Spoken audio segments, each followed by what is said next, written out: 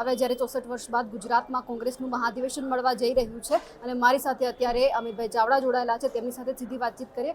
અમિતભાઈ, કેવી તૈયારી છે અત્યારે અધિવેશનને લઈને? અધિવેશન માટે અમારા તમામ નેતૃત્વ કાર્યકરો, અમારી તમામ કમિટીઓ ખૂબ ઉત્સાહ સાથે દિવસ રાત મહેનત કરી રહી છે અને અમારા માટે આ એક ઐતિહાસિક ક્ષણ છે કે 64 વર્ષ પછી ગુજરાત કોંગ્રેસને આવો મોકો મળ્યો છે કે આખા દેશના ડેલિગેટ્સ ગુજરાતની આ ગાંધી સરદારની ભૂમિ પર આવી રહ્યા છે અને એક ન્યાયપથ, સંકલ્પ, સમર્પણ અને સંઘર્ષના ભાવ સાથે ગુજરાત અને દેશની પ્રગતિ માટે, ગુજરાત અને દેશના લોકોની ઉન્નતિ માટેના એક વિચાર, નવા કાર્યક્રમ સાથે અધિવેશન મળવા જઈ રહ્યું છે, એટલે અમારા માટે ગૌરવની બાબત છે।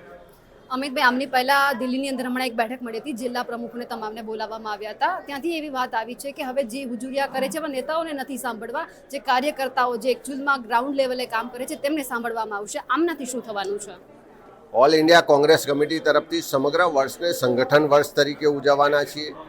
છેક એઆઈસીસીથી લઈને બૂથ સુધીના સંગઠનની સમીક્ષા થાય, જ્યાં પણ મજબૂતાઈની જરૂર હોય, જ્યાં પણ ફેરફારની જરૂર હોય, જ્યાં પણ નવી દિશા આપવાની જરૂર હોય, એ તમામ પ્રક્રિયા ચાલી રહી છે। એક નવી રણનીતિ સાથે એક નવા સંગઠનને ઓપ આપવાની શરૂઆત થઈ ચૂકી છે। સંગઠન જે નીચેનું છે, જિલ્લા તાલુકા સમિતિઓ, એને વધારે મજબૂત કરવામાં આવશે, વધારે સત્તા આપવામાં આવશે અને પ્રજાલક્ષી કાર્યક્રમો લઈને કોંગ્રેસનો કાર્યકર ઘેર ઘેર પહોંચે એવી રણનીતિ સાથેનું સંગઠન બની રહ્યું છે અને હું માનું છું કે આવતા થોડા સમયમાં આ સંગઠન લોકોની વચ્ચે કામ કરતું તમે જોઈ શકશો।